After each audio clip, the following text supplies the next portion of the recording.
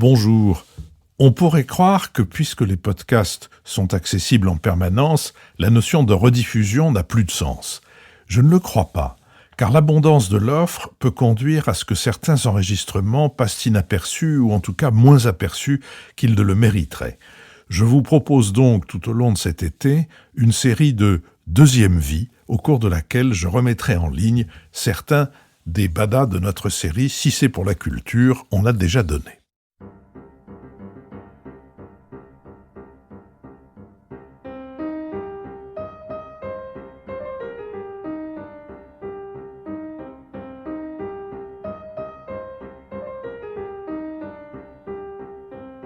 Le Nouvel Esprit Public, Philippe Meyer, bonjour.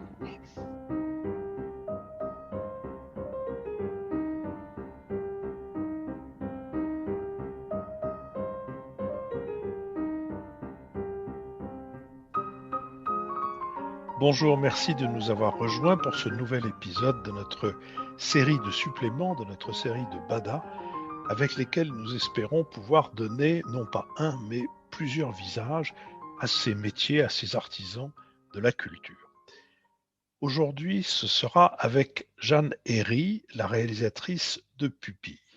Dans Elle l'adore, son premier film, sorti en 2014, une esthéticienne mythomane, Sandrine Kiberlin, réalisait son rêve de groupie idolâtre, avoir tout à elle un célèbre chanteur, Aminette, et à succès, Laurent Lafitte. Sur les circonstances chaotiques de ce rapprochement qui allait de déboire en désastre, je renvoie nos auditeurs au film. Jeanne Herry est actrice, elle a mis en scène pour la Comédie Française au Théâtre du Vieux-Colombier un spectacle qu'elle a conçu à partir des échanges sur les forums d'Internet. Elle a publié chez Gallimard 80 étés, un bref livre sur ces liens d'affection avec les siens.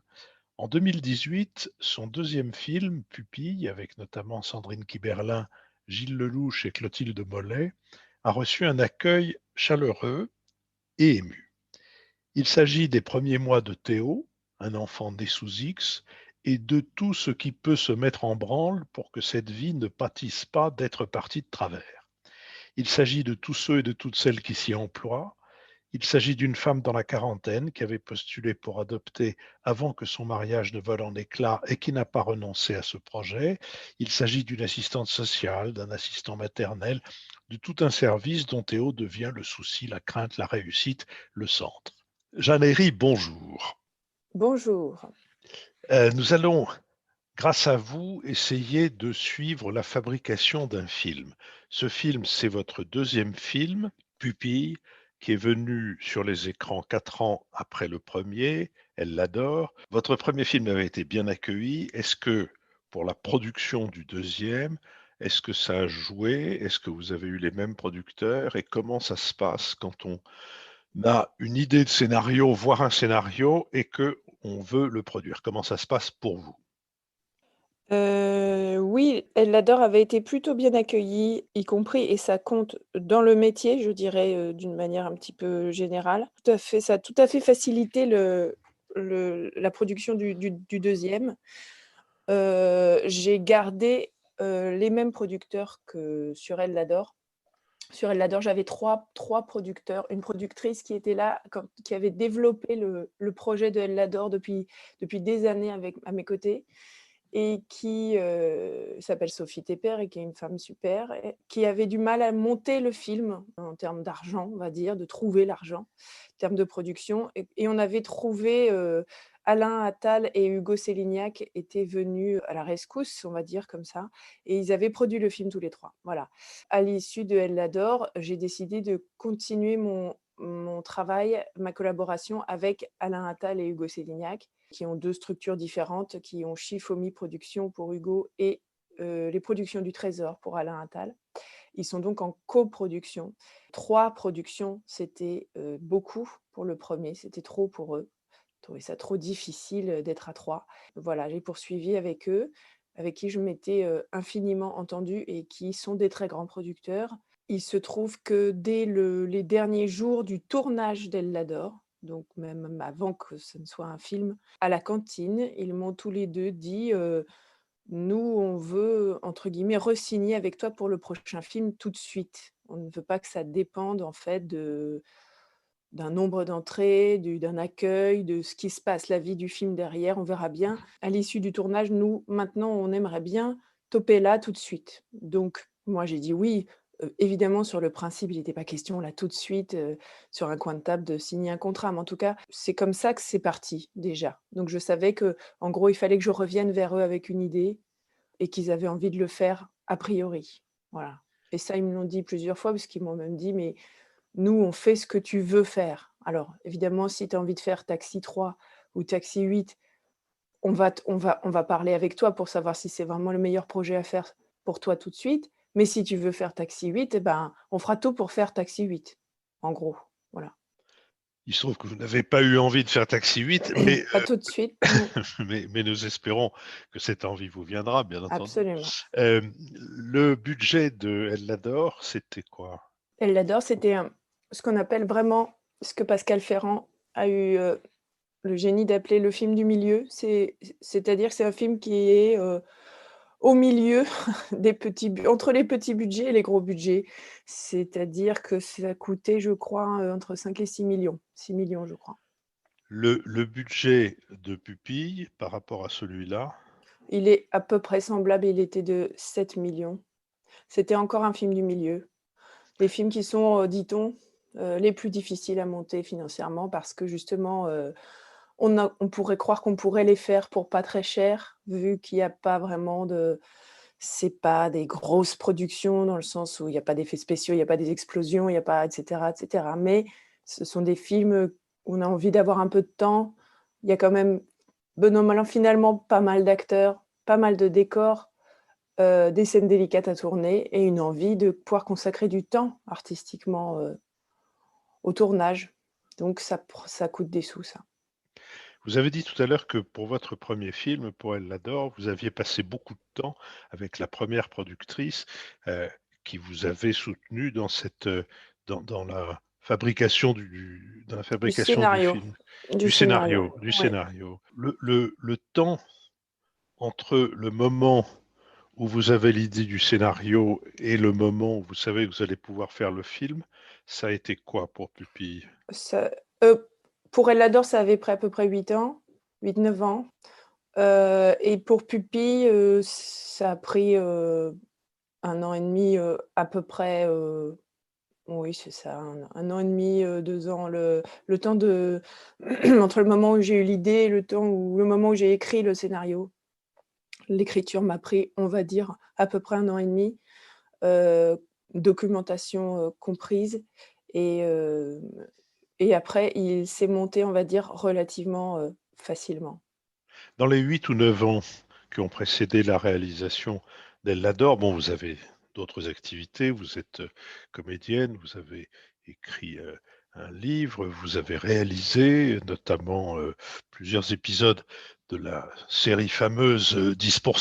Alors ça, Mais c'était après Elle l'adore. c'était après Ouais, Elle l'adore. ouais. Non, avant j'ai fait, pendant l'écriture, en fait, l'écriture déjà m'a pris un certain temps, hein, m'a pris plusieurs années parce que j'ai fait beaucoup de versions de scénario, parce que j'étais novice, parce que bon, voilà, ça s'écrit pas comme ça un scénario, en tout cas moi pas et donc ça m'a pris beaucoup de temps d'écriture. Entre-temps, j'ai fait du théâtre plutôt moi et j'ai fait des enfants aussi, j'en ai fait 2. Mais sinon après j'ai rencontré tout ce qu'on peut rencontrer sur le parcours, dit du combattant, du 1er film, c'est-à-dire tout prend du temps quoi. Faire lire un acteur, ça lui prend, si on a de la chance, ça va lui prendre une semaine, si on a énormément de chance, mais ça peut prendre 2-3 mois. Le temps d'attendre sa réponse qui est négative, il faut retrouver quelqu'un, réenvoyer et cetera et ça pour tous les rôles, mais en tout cas on se base, on va dire, sur les 2-3 rôles principaux.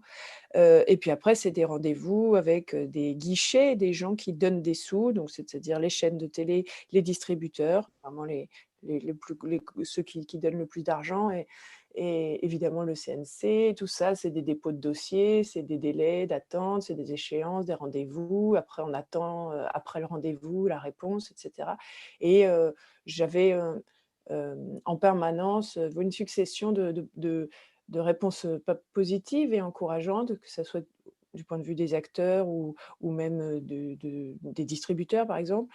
Et puis après, ça s'écroulait pour une raison ou pour une autre, parce que quelqu'un finalement disait non, ou alors c'était un acteur qui était envisagé, qui avait dit oui, et puis le distributeur disait oui, moi je suis d'accord pour le scénario avec réécriture et sans cet acteur, etc., etc., etc. Donc suffisamment de réponses positives et chaleureuses pour avoir envie de continuer et de se dire qu'il y a peut-être quelque chose derrière, mais pas suffisamment pour arriver à monter le film. Grosso modo, sur Elle l'adore, puis sur Pupille, vous avez combien d'interlocuteurs financiers, de partenaires financiers qui doivent donner leur accord pour le film? Hem, cette donnée est un peu en train de changer. Avec, la on va dire, la crise et puis l'évolution, globale.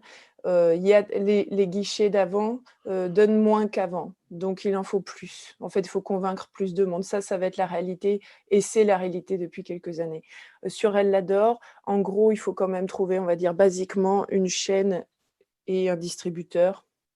Ça, c'est déjà, les 2 plus gros, on va dire, pourvoyeurs d'argent, et je pense que pour qu'elle l'adore, on avait eu, TF1 contre toute attente. Moi, je pensais que c'était vraiment un film France Télé. France Télé a dit non et TF1 a dit oui. Alors là, c'était vraiment sorti du chapeau, je sais pas comment. Canal+ a dit oui. Et Studio Canal a dit oui. Ça, c'était nos et Ciné+ après, a dit oui, mais c'était un moins gros montant, mais enfin ça aide bien aussi, hein. Ça voilà, et en plus il y a les régions. Moi j'ai pas eu de région pour Elle l'adore. Voilà, tous ces guichets-là, et je n'ai pas eu le CNC, je n'ai pas eu d'aide pour le premier film. Donc voilà, une chaîne, TF1, Canal+, 2 chaînes et un distributeur, et là on commence à avoir un début de confortable. Là, on peut commencer à être prise au sérieux du côté des financiers. Est-ce que du côté du contenu, du propos, du scénario du film, est-ce que certains de vos interlocuteurs veulent intervenir autrement qu'à la marge? Vous avez donné l'exemple d'un distributeur qui voulait pas d'un comédien et qui voulait pas tout à fait du scénario, enfin qui voulait peut-être que vous Oui, oui, fassiez qui va Taxi vouloir 8 un d'ailleurs, peu de c'est re possible. un peu de retravail. Mais est-ce que vous devez affronter de ces différents partenaires financiers, est-ce que vous devez affronter beaucoup de ce qu'on appellera par euphémisme des suggestions et sans euphémisme des pressions? C'est-à-dire, j'appelle pression le fait de dire: «Écoutez, si vous voulez mon argent, il va falloir quand même que ça aille dans ce sens-là». Ah oui, tant au niveau du casting, évidemment, très fort. Pas avec telle personne, avec telle personne. Il y a même un distributeur pour Elle l'adore qui nous avait fait une liste des 5 acteurs et 5 actrices qu'ils estimaient être les bons, et je pouvais piocher là-dedans, mais je pouvais pas piocher, au-delà, et évidemment, ce qu'on appelle des retours de lecture. Ils font des retours de lecture, des commentaires sur le scénario en disant: «La fin, moi je trouve que nin ça là-dessus, je trouve pas». Je me souviens par exemple que pour, Elle l'adore, Canal+ avait fait, il y avait, 14 points je crois dans le scénario qui les chiffonnaient, qui trouvaient pas ça assez ou un peu trop, ou bon, ça c'est là où les producteurs, arrivent avec aussi leur détermination et leur assise dans le métier. Moi, je sais que j'ai des producteurs, j'ai eu cette chance-là, qui tout d'un coup ont suffisamment d'autorité, on leur fait suffisamment confiance aussi, et c'est un positionnement qu'ils ont aussi dans les rendez-vous, de dire, «Bah, je suis pas du tout d'accord avec toi. Moi, j'ai pas de problème avec la fin, hein. Elle est super la fin comme ça là». Donc après, tout d'un coup, c'est un autre rapport de force parce que des producteurs un peu moins, ils ont tellement besoin, envie, et c'est bien normal, de cet argent, c'est fondamental, que bien sûr, ils peuvent dire, «Ah oui, c'est intéressant, ouais, ouais, ouais, ouais, ouais, bah oui, je vais jouer, on va retravailler là-dessus du coup, ouais». Mais ça peut moi j'ai retravaillé, pour Canal+, hein, dans les endroits où ça faisait écho, on va dire, où je me disais: «Oui, c'est peut-être pas faux pour de vrai». Mais c'est vrai que ces retours de lecture, ils sont parfois, bah, c'est des gens quoi, et donc après c'est des commissions. Quand c'est des régions, quand c'est le CNC, c'est pas 2 personnes, c'est plein de personnes qui arrivent avec leurs sentiments, leurs ressentis. Enfin voilà, hem je sais qu'on devait parler de pupilles, mais par exemple sur Elle l'adore, il y avait un point. Moi, j'étais très, très, pas sûre de moi, mais en tout cas, j'étais sûre de ce que je voulais pas filmer et pas faire. C'est-à-dire que bon, dans Elle l'adore, c'est un personnage de chanteur et il ne chante jamais. Pendant tout le film, il chante jamais. On le voit jamais chanter. Mais par contre, je savais à quel point c'était important d'asseoir la vérité de ce personnage et de notamment de sa popularité, de sa notoriété en tant que chanteur. Donc je savais que mon pari, c'était d'asseoir justement cette notoriété par tous les à côté, on va dire, parce qu'on s'est vraiment emmerdé à faire une vraie carrière en termes de nombre d'albums, de pochettes d'albums, de tout le merchandising, les objets, voilà, inhérents à sa vie d'artiste. Mais par contre, il chanterait jamais. Ça, c'était un point qui revenait souvent sur, «Ça va trop manquer, c'est impossible de faire un film sur un chanteur qui chante pas, il faut au moins qu'il ait une chanson, qu'on sache qu'il chante et tout». Et moi, je disais: «Mais je veux bien le faire, je veux bien essayer d'écrire une chanson, mais je sais que je n'ai pas du tout envie de filmer ça, je sais que moi-même je ne vais pas y croire, ça me tombe des yeux, je n'ai pas envie, je sais que c'est pas mon envie de réalisatrice». Donc il a fallu un peu résister là-dessus et que des gens, fassent confiance à ce parti pris, voilà, heu et au final, je suis bien contente qu'il chante pas, mon chanteur. Et je me souviens même qu'il y a des gens qui ont dit: «Ah, quelle bonne idée qu'il chante pas!» Mais c'est vraiment une ou alors il fallait faire un film où il en faut plusieurs et c'est super, des chansons. Moi, j'adore ça en plus, les films musicaux. Mais je trouvais que c'était pas le truc, quoi. Moi, je voulais qu'on y croie, mais par d'autres choses et sur les autres choses, pour le coup, on n'a pas lésiné en termes de travail. Donc vos producteurs sont à la fois vos premiers financiers et en même temps vos avocats en quelque sorte auprès des autres, des autres qui vont concourir au financement d'un film. On vient de dire ce qui s'est passé ou d'évoquer en tout cas ce qui s'est passé pour Elle l'adore.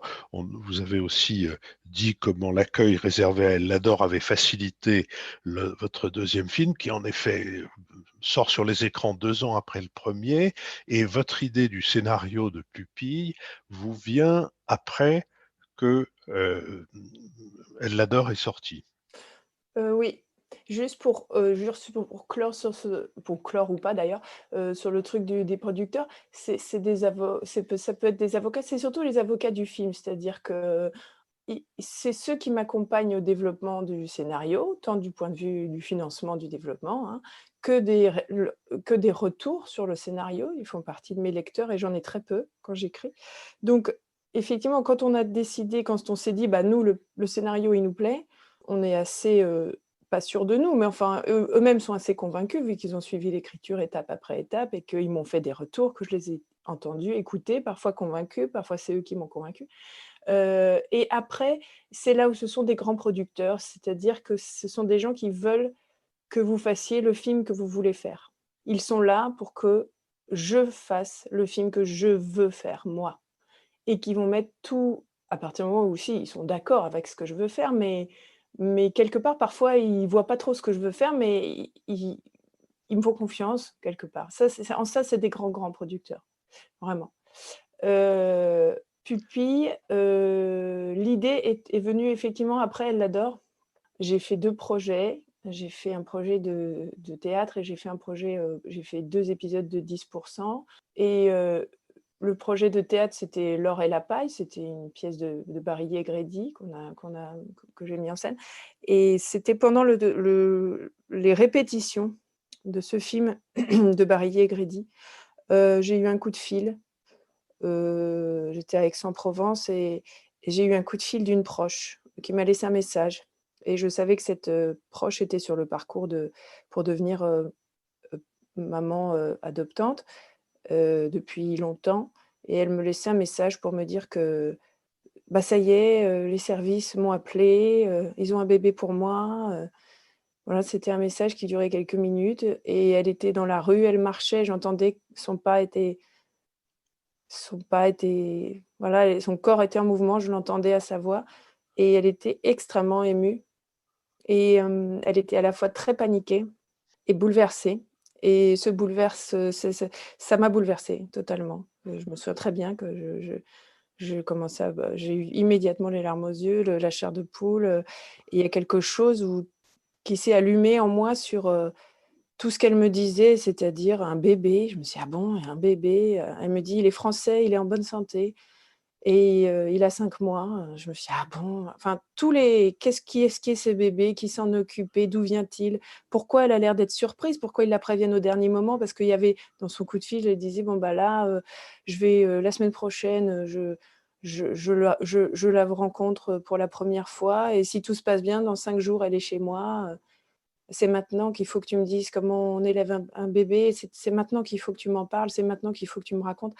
Enfin bon, c'était très émouvant et je me suis dit: «Il faut absolument que j'aille chercher, qui sont ces bébés et pourquoi mon amie est dans cet état-là précisément». Cette espèce de cocotte minute de sentiments, contradictoires là. Elle avait à la fois extrêmement peur et voilà donc j à la suite de ça, j'ai fini ma mise en scène et je me suis, attelée, je lui ai demandé l'autorisation d'aller non pas raconter son parcours à elle, ni l'histoire de son bébé à elle, mais d'aller me renseigner sur ce que c'était que l'accouchement sous X et ces bébés français, nourrissons qui sont remis à l'adoption. Voilà.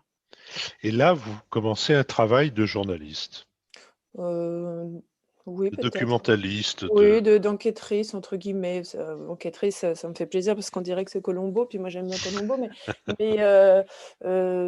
oui, oui, c'est ça. C'est-à-dire que je me mets à chercher du côté de l'adoption. Je mon amie me dit, «Oui, oui, tu» elle me dit: «Je suis d'accord pour que tu ailles, chercher de ce côté-là, mais tu ne racontes pas notre histoire». Je dis: «Non, c'est évident, ça n'est pas mon intention» et elle me dit: «Je vais te donner un contact de quelqu'un, mais pas qui n'est pas en région parisienne, parce que je ne veux pas que tu fouilles en région parisienne». Et je comprenais pourquoi, et donc elle m'a donné le contact d'une femme qui travaillait dans l'adoption, à la retraite à ce moment-là et qui habite à Brest. Ça n'est pas la porte à côté. Et je l'ai au téléphone, je l'appelle pour lui dire: «Bah, voilà, j'ai des questions sur l'accouchement sous X, tout ça» et puis on fait un coup de fil de 2 heures et je lui dis: «On peut en refaire un?» «Oui, oui, bien sûr, on en refait un» et puis au bout du deuxième coup de fil, elle me dit: «Mais pourquoi tu viens pas me voir? Viens me voir, je vais te présenter des gens parce que moi je connais tout le monde là-bas, nanana». Je lui dis: «Bah, bien sûr, on va faire ça». Je suis allée la voir et là, elle a commencé à me présenter des personnes là-bas. Elle m'avait organisé comme ça, 3-4 rendez-vous sur 2 jours. Sur vraiment les gens qui prennent en charge, l'accouchement sous les femmes qui remettent leur enfant et cetera et et puis à l'issue de ce voyage, il y en a une qui m'a dit, «Bah, pourquoi tu reviens pas? Parce que la prochaine fois, on pourra te présenter Chantal, hein. Chantal, on peut lui présenter Chantal et puis il y a Jo aussi, qu'est-ce que tu en penses? On pourra» «Ah oui, Jo, c'est une bonne idée». Donc en fait, ça a été une espèce de chaîne de femmes qui m'ont fait ricocher de femme en femme et au final, j'ai fait, 4-5 voyages à Brest, à chaque fois de 2 jours, 3 jours, où j'ai commencé aussi à me rapprocher, hein, de ces femmes, c'était beaucoup des femmes, mais quelques hommes aussi, hem et où j'ai rencontré toutes les c'est vraiment une chaîne, un collectif qui prend en charge ces bébés. J'ai rencontré tous les maillons de cette chaîne, en fait.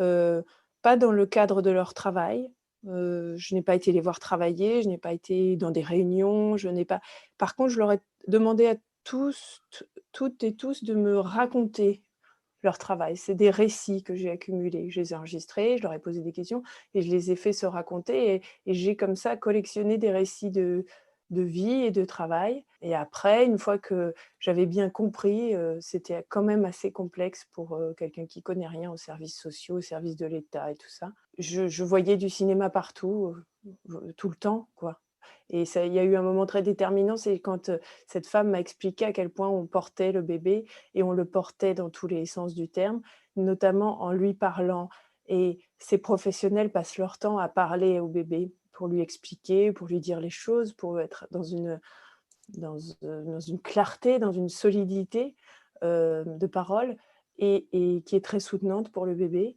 heu et alors ça, je me suis dit tout de suite que c'était du cinéma et que c'était un dispositif de cinéma qu'on ne connaissait pas, des adultes qui parlent aux bébés tout le temps et ça m'a beaucoup plu tout de suite.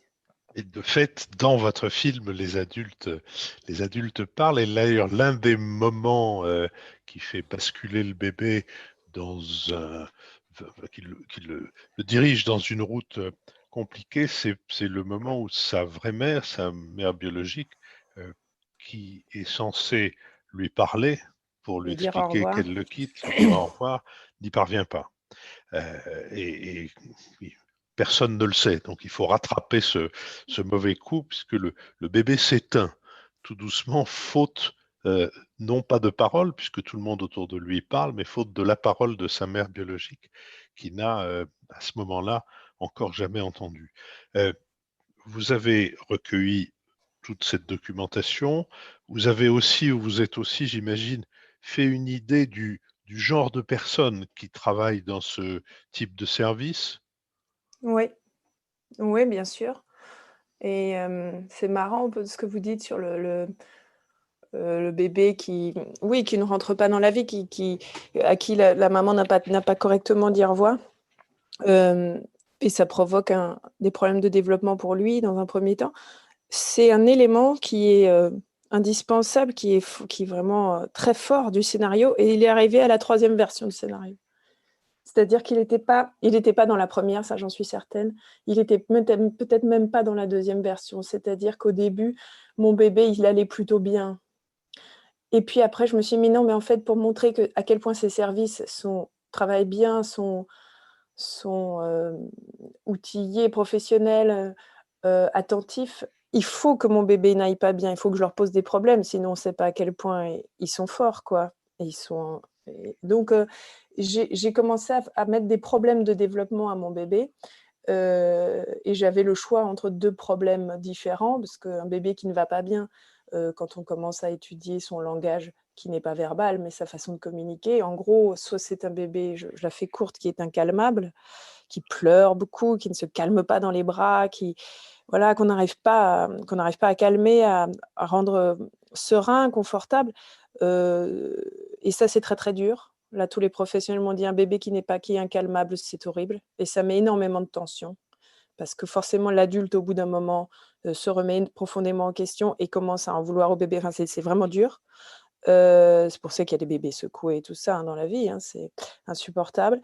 Mais il y a aussi des bébés qui ne vont pas bien parce qu'ils ne rentrent pas dans le lien, ne rentrent pas dans la vie, et c'est des bébés que moi j'appelle sentinelles, c'est-à-dire ils attendent quelque chose, ils sont en veille, et ils ne pleurent pas. Alors ça, je me suis dit: «Ça, c'est une rudement bonne idée». Un bébé qui ne pleure pas, pour nous tous, c'est un bébé qui va bien, et pour ces professionnels, ils comprennent tout de suite que c'est un bébé qui va pas bien.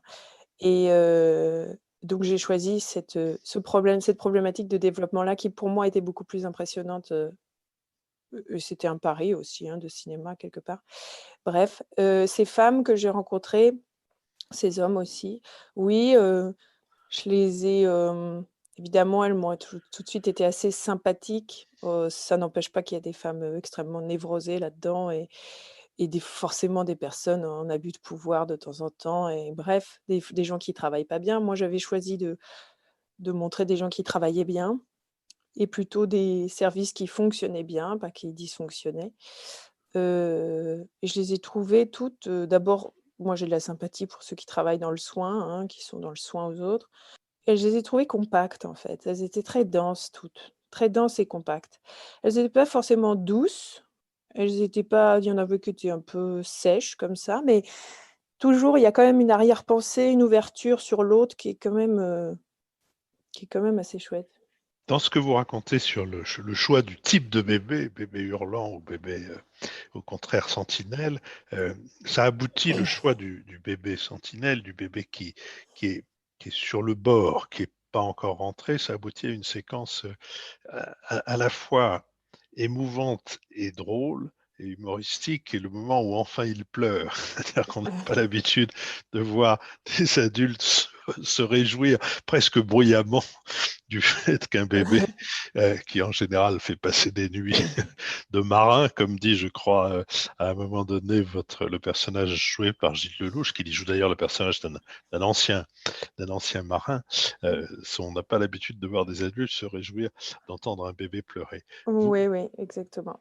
vous faites ce travail de documentation, vous construisez votre premier scénario, et dès ce moment-là, vous l'avez dit à plusieurs reprises, vous avez certains, comédiens, étaient plus d'ailleurs certaines comédiennes en tête, Sandrine Kiberlin, avec qui vous avez tourné Elle l'adore, Olivia Cotte, qui sera aussi dans ce film, et puis à quel moment des figures de comédiennes et de comédiens arrivent dans votre projet?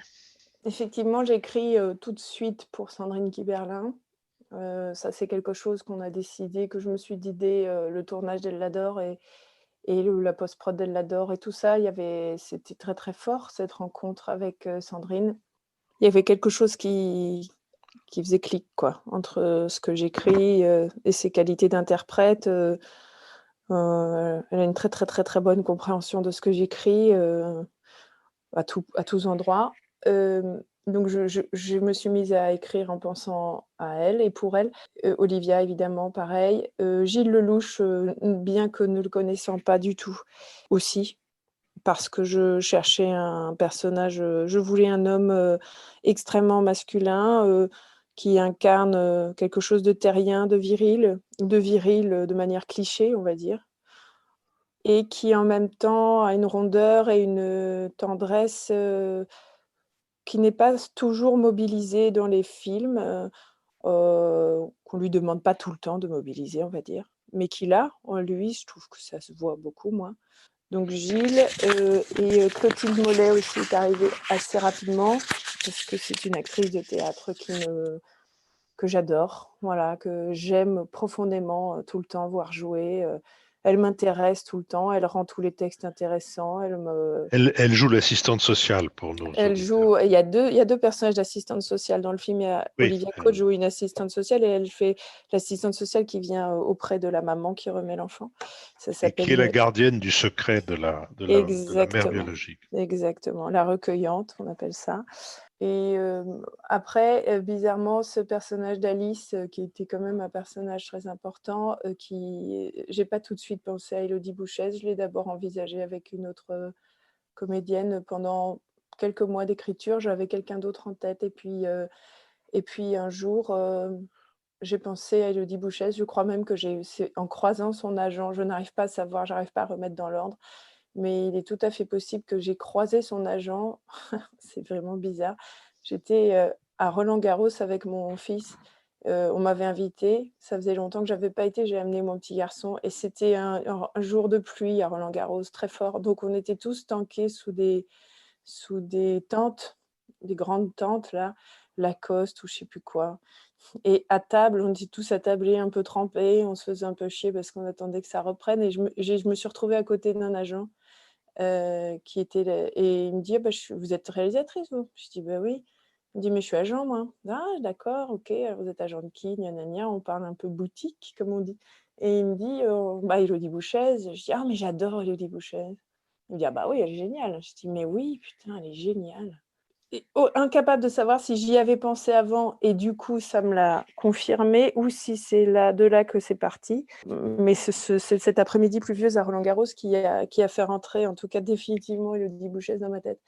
Et donc après j'avais quand même un casting assez complet, pendant que j'écrivais parce que tous les autres, à l'exception de 2 personnages, tous les autres rôles, je les avais bien en tête quand même. Alors, vous avez mentionné Gilles Lelouch, qui joue donc cet assistant maternel.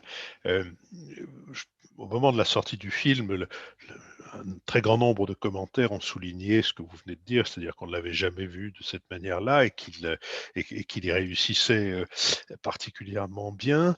Et dans l'un des documents que vous m'avez envoyé, je me souviens plus lequel, vous racontez comment vous êtes en train d'écrire votre scénario dans un bureau en dessous duquel se trouve Oui, Gilles Lelouch qui est en train d'écrire Le Grand Bain, qui est son film. Enfin, il fait la prépa voilà, c'est du Grand la Bain, ouais. préparation de son film. Et, euh, et vous entendez sa voix. Alors, bien sûr, comme tout le monde, et notamment tout le monde dans le métier, vous le connaissez, en tout cas, vous savez quel genre de comédien il est. Mais il y a une chose, pardon, mais c'est la déformation de quelqu'un qui a beaucoup fait et aimé la radio. Vous dites à quel point sa voix, si je vous ai bien lu, achève de vous persuader qu'il est l'acteur de la situation. Oui, oui, c'est vrai que je pense à lui pendant toute l'écriture, parce que je vois immédiatement son corps et son visage et tout, mais j'ai pas une grande intimité avec lui, je le connais pas vraiment dans la vie non plus, donc et plein de fois, je me dis: «Mais je trouverai quelqu'un d'autre», parce que j'avais tellement peur, j'aimais tellement ce personnage et bizarrement, je ne doutais pas un seul instant qu'il l'incarnerait très bien, mais j'avais peur de son image publique. Je me suis dit: «Ah mais est-ce qu'on va y croire qu'il est assistant familial à Brest?» Est-ce que son image publique est pas un peu, vampirisante? Est-ce qu'elle va pas dégrader le personnage? Est-ce qu'il va pas pouvoir ne pas lutter contre ça? Nin Donc pendant tout le truc, je me disais: «Bon, là, je pense à lui, mais je trouverai quelqu'un d'autre. Je penserai à quelqu'un d'autre. Il y a bien quelqu'un d'autre qui peut faire ça». Et c'était pas très fructueux quand j'ai essayé de faire des listes, mais enfin, j'essayais quand même d'en faire. Et c'est vrai que moi, j'avais mon petit bureau aux productions du Trésor et Shifumi, là, à l'étage et j'ai un tout petit bureau, très très caverne pour moi et en dessous, il y a des grandes pièces comme ça et il est venu et il a commencé à faire la prépa du film Le Grand Bain. Donc la prépa, ça consiste quand même beaucoup à parler, hein. À ce moment-là, on n'est plus dans l'écriture, on est dans le partage des informations. Donc il était avec ses collaborateurs, il parlait et j'entendais sa voix et donc moi j'écrivais des dialogues où il parlait, mais en dessous j'avais sa voix et je l'entendais parler et c'était assez troublant et c'est vrai que, bah, je me disais que ça collait quand même assez bien, hein, cette voix-là et Pour avoir beaucoup fait de radio, j'ai beaucoup entendu des gens me demander si tel ou tel de mes confrères, de mes consoeurs de la radio ressemblait à sa voix. Et en général, non. Euh, Très rare qu'une personne ait un physique qui corresponde à sa voix. Et même quelquefois, on est stupéfait par la différence. Par contre, je crois que ce qu'on apprend, c'est que les voix ne mentent pas beaucoup sur les personnalités. En tout cas, elles en disent beaucoup sur les personnes et sur les personnalités. Et j'imaginais comme ça comment la voix de Gilles Lelouch pouvait vous convaincre qu'à l'intérieur de cette enveloppe de costaud des Batignolles, comme on disait autrefois, il y a cet assistant maternel qui est en plus, c'est d'ailleurs une des marques du film, qui est totalement exempt de mièvrerie. D'abord, peut-être parce qu'au début, il n'a pas envie d'accueillir cet enfant et que même il a envie de fiche le camp et de ne plus faire un autre métier. Mais bref, c'est le personnage masculin principal, évidemment, du film. Mais le film est aussi une espèce de festival de féminité, de festival de type féminin, je dirais, de festival de féminité avec un S oui. à féminité. Vous en êtes consciente dès le moment où vous choisissez les actrices, ou c'est les choix que vous faites qui vous rendent consciente de cette diversité féminine? Non, c'est dès le départ, je pense que je m'attelle à un sujet, à un cadre. J'inscris mon histoire dans un cadre où il y a beaucoup de femmes, c'est un fait, dans le réel aussi. D'ailleurs, je viens y placer un homme opportunément pour le cinéma, un endroit où il y a pas beaucoup d'hommes, même s'il y en a de plus en plus, il y en a quand même très, très, très peu. Je vais, on va dire, c'est une rareté et ça m'intéresse. Mais effectivement, ce ballet de femmes-là, quelque part, c'est même, pour moi, c'est quelque chose qui est extrêmement stimulant et appétissant. C'est que ça va du coup être une variété d'actrices. C'est vraiment toujours les scénarios, je les pense comme des partitions et ces partitions, je les pense pour des interprètes et des acteurs en me disant, que j'ai hâte qu'ils la jouent et du coup là, c'est oui, effectivement, la multiplicité des personnages féminins et des types de féminité, je le sais tout de suite et au-delà de ça, du point de vue du casting, des familles d'actrices aussi, au pluriel.